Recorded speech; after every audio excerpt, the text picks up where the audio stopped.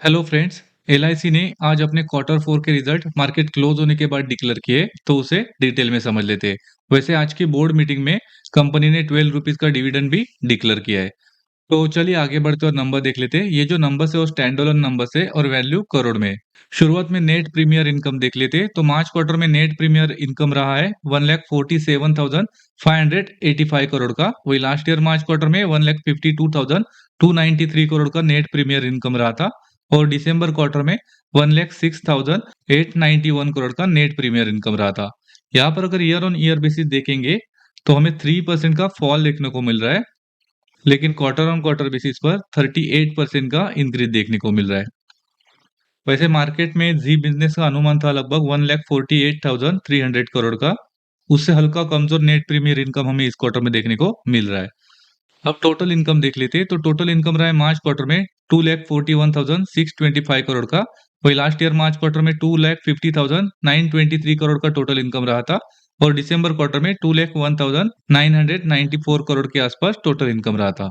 यहाँ पर अगर ईयर ऑन ईयर बेसिस देखेंगे तो यहाँ पर हमें 4% का फॉल देखने को मिल रहा है, लेकिन क्वार्टर ऑन क्वार्टर बेसिस पर 20% का हमें इंक्रीज देखने को मिल रहा है। तो अब आगे बढ़ते और कंपनी के टोटल एक्सपेंसेस देख लेते हैं।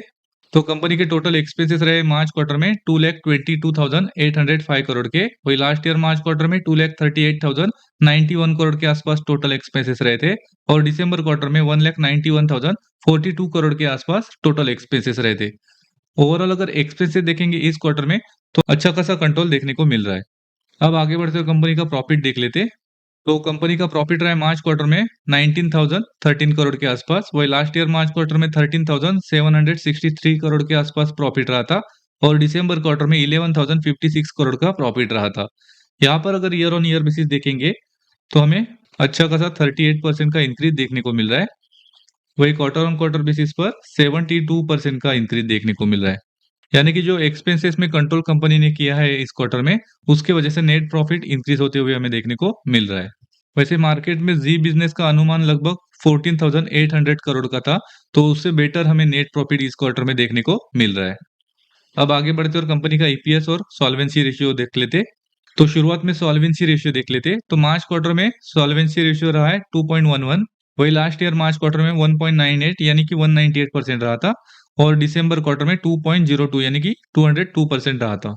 यहाँ पर अगर ईयर ऑन ईयर बेसिस देखेंगे और क्वार्टर ऑन क्वार्टर बेसिस देखेंगे तो सॉल्वेंसी रेशियो में बढ़त देखने को मिल रही है, जो कि पॉजिटिव है। अब कंपनी का ईपीएस देख लेते हैं। तो बेसिक ईपीएस रहा है मार्च क्वार्टर में 30 रुपीज 6 पैसे का। वही लास्ट ईयर मार्च क्वार्टर में 21 रुपीज 76 पैसे का ईपीएस रहा था। और दिसंबर क्वार्टर में 17 रुपीज 48 पैसे का ईपीएस रहा था।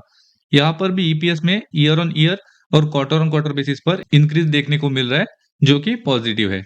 अब आगे बढ़ते और कंपनी का ग्रॉस एनपीए देख लेते हैं।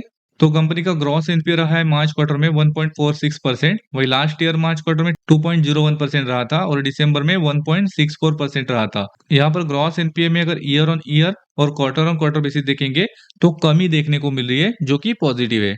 ओवरऑल नंबर देखेंगे तो अच्छे नंबर्स इस क्वार्टर में देखने को मिल रहे हैं, क्योंकि हमने देखा क्वार्टर ऑन क्वार्टर बेसिस पर नेट प्रीमियर इनकम और नेट प्रॉफिट में बहुत ही स्ट्रांग इंक्रीज देखने को मिला है। हालांकि ईयर ऑन ईयर बेसिस पर नेट प्रीमियर इनकम में हल्की गिरावट देखने को मिली, लेकिन नेट प्रॉफिट में अच्छा खासा इंक्रीज ही देखने को मिला। उसी के साथ सॉल्वेंसी रेशियो और ईपीएस में भी बढ़त देखने को मिली, जो कि पॉजिटिव है। और जो ग्रॉस एनपीए है उसमें कमी देखने को मिली इस क्वार्टर में, वो भी पॉजिटिव है। वैसे लास्ट 3 महीने में अगर स्टॉक का परफॉर्मेंस देखेंगे तो स्टॉक में ऑलमोस्ट 17% की तेजी देखने को मिली है। इस वीडियो में इतना ही। Thank you.